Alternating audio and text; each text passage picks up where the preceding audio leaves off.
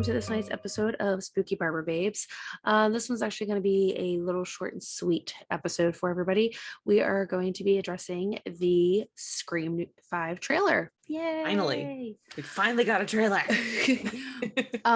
From what I'm seeing though, with the trailer, it's saying that the first, this was just the first little look that we're getting, but the movie's not out until January. You missed your calling with that. Well, because remember, it was delayed with COVID. They didn't even start filming until probably summertime? Yeah, I know, but still, it's like you're announcing the trailer in spooky season time, but you're not actually gonna, But then again, January is kind of a slow month for movies anyway, because all the big blockbuster ones come out at Christmas. So maybe if they're thinking, ooh, if we pick a weekend in January, we'll have no competition. Yeah, probably.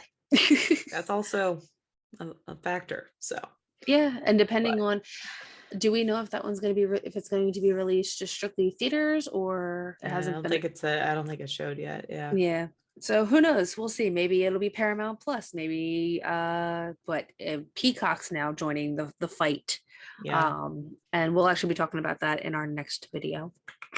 Although I will say though, Peacock's worth it for the $5. I'm just saying. Completely. Alrighty. So I was gonna say, I mean, they stick. So getting right into it, they do. It kind of seems like they give away the fact that they do a classic Scream cold open. Yeah, I feel like how could they not? It's a girl home alone and she's doing her thing. It's Jenny Ortega from You season 2, by the way. I don't know if you caught that, but no, actually I didn't. No, but she's the girl that played Ellie. I will laugh though, because they give it a modern twist for the time. In it, you're watching it she's texting and then she's yelling at, thinking it's her friend, but she opens the door. Yeah. I mean, technically, so we can discuss this part because we kind of already know she's going to die. At least we already know. Yeah. They kind of show it to you right there in the trailer. Yeah. It's like, hello, Scream. I feel like this is the moment where we need to say, if you haven't taken the time to watch the trailer, pause this, go over to that, and then come back. Yeah, I would definitely say if you haven't seen the trailer, go take a look. A minute and a half of your life and just do it. It's fine. Yeah, because this won't make sense otherwise. No, but I will say this. I do love how they throw in the modern using of the cell phone to control your house. Yeah. I wonder if that's going to make people second guess. I wonder if it's going to make people second guess having everything automated in their houses. I mean, I have the Googles that control my lighting, and I'm already ready to rip them out and chuck them in a fire pit because they don't listen 90% of the time. True. Well, and so I was going to say the one podcast I listened to that also did a reaction of it. They're like, oh, is that one of the houses? Is that Casey Pickard's house? Because the kitchen's kind of set up similar. And I'm just like, that's a bit of a stretch. Yeah. But either way. I agree. That's a stretch. She answers the phone and it's Ghostface. Well, we can assume it's Ghostface. It's not the Ghostface voice though, which I was a little like, No, I thought they said in the interviews and everything that it was the original Ghostface. The guy from the originals was coming back and doing the voice for Ghostface. Well, I'm saying it just didn't sound similar. Which, granted, I get it, aging and I was going to say aging's probably had a big thing to do with this. But it's just one of those things that, when you expect to hear it, you expect to hear that classic voice changer kind of thing. And I kind of didn't get that. But then he also said I forget how he phrases it, but he essentially says, would you like to play a game? I'm like, that's Saw. Yeah. Which I was like, leave Saw with Saw. That's just a little that's not a Scream line. I'll say this much because later on in the trailer you do hear Ghostface say his signature line of "Hi Cindy," and you're just like, oh, maybe it's him. Or if it's not, if they didn't actually use the same one, they at least used the vocals from the original, kind of dubbed it. I'm thinking they might have done that.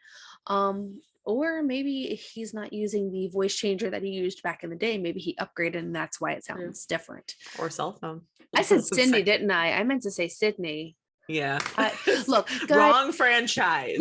Look, ignore me. I have allergies have been kicking my ass all day. So I've got a stuffy nose. So I know I sound like I'm saying Cindy. I meant to say Sydney. This is also way later than we normally record. So we're probably going to be on the loop here. Oh, yeah. By the end of it. Yeah, we didn't mean to record this late. It's a Sunday. Yeah.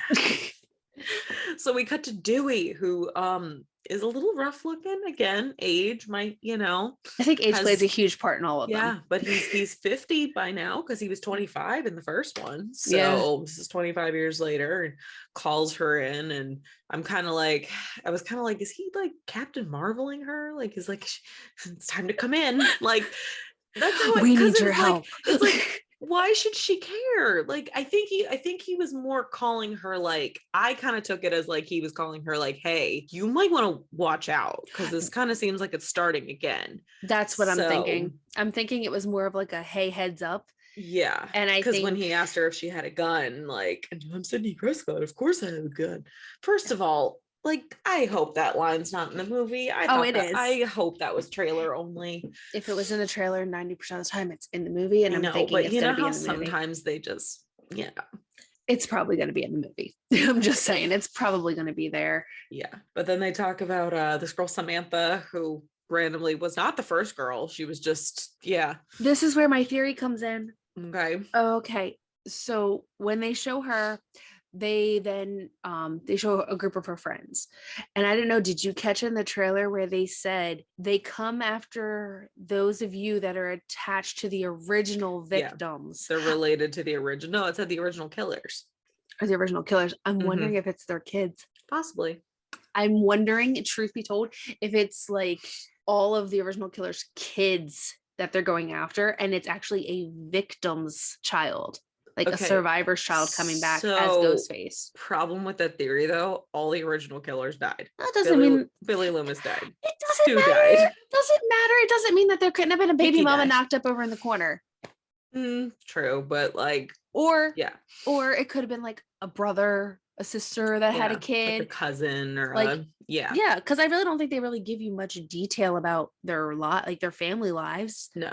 So who's to say that there wasn't like an older brother or an older sister that had a kid that was a lot older at the time, but the kids were young and were just like, that's my uncle, ha ha ha. And my uncle was I have theories. Just let me go with them, okay? Because I'm honestly thinking that there's a good possibility that in some way, shape, or form, Ghostface is not going to be some crazed kid. No. I think it's going to be someone exacting revenge on the families of the original killers. So that's where the line where you hear him say like, hello, Sydney, it's an honor, kind of comes in, because I think, I don't know, in order to say like it's an honor, so there's two different ways you could take that. One, it could be, okay, it's an honor because he's studied the killings and the Woodsboro massacres, and the fact that Sidney Prescott was a name and she wrote a book and Gail wrote a book and this and that, so her name is well known.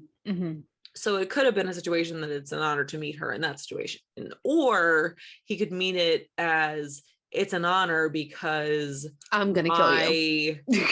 Relative was in charge of making you a name, there's another theory, and it's more of a fan service theory. Like, literally, if it happens, it would purely be for fan service. It literally would have no sense and semblance to the plot of the previous four. There's a fan theory out there that it's going to be Stu, that Stu didn't actually die, which he lost a lot of dang blood in the kitchen, and then he got a TV dropped on his head.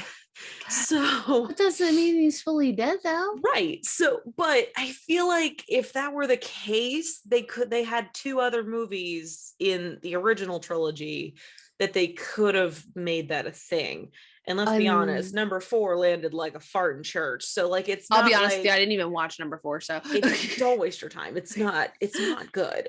So I'm thinking maybe just hear me out. Maybe that the reason why they didn't address it in the original trilogy is because he could have been in a coma. Who's to say he wasn't in some medical induced coma and pretty much was just trying to get his life back together, kind of, sort of, like start remembering things. And then like, who's to say that something didn't happen, like he saw the book or something, and it just triggers. Yeah. And it's like, boom, off to the races. Because that's where those other things too, that, again, back to that, it's an honor line. is, it could be like, it's an honor to meet you after all these years, or now that she is a household name, oh, it's an honor, or something like a that. Celebrity status. Yeah, because typically, I mean, like on a normal situation, if you met somebody again after 25 years, would you really say like it's an honor to meet you? Like, no, that's just what. But that's where the coma theory comes in the case of, but that can be where the coma theory comes in, of just in his mind he could be it's like meeting her again for the first time. I just thought of something else. If going back on the Stu theory, what if he's saying it's an honor because he's not meeting her as the Sydney he knew, he's meeting the celebrity Sydney. And who's to say that how much she's changed, so there's a good possibility. I mean, if they do it, that would be awesome. Who's to say that it's even a male? Spoiler alert if you haven't seen the fourth one. I know you haven't, but I don't care. It's a female. Like, the killer's a female, so it was her niece. So yeah, her niece went home, like all of her friends. I might have to see that. I might have to look. Roberts, like, okay, so if it's Emma Roberts, look, okay, so all due respect, Emma Roberts does do crazy very well. I will give her that. She does crazy very well. Yeah. Anything else? Yeah, good luck. So yeah, as you can see, we have a lot of theories, we have a lot of questions. We had more questions than we started with, but yeah, so just keep following along. If you are watching this version of the podcast, please go over to Apple Podcasts or Spotify and follow us there, because it really does help out the channel a lot, because podcast algorithm for some reason doesn't count YouTube 100% yet. So we are also you can also find us on Google Podcasts, and you can also find us on, I think it's called Castbox. There's 6 different platforms that we have, and you can also catch us on Instagram at the Spooky Barber Babes, and you can also catch us over at Facebook and join our Facebook group and tell us what you think. Also keep up to date on Instagram, because we don't really specifically have an upload schedule yet, so that also is why. So if you want to know when we upload, definitely check there. And until then, we will see you guys next time. Bye. Yeah.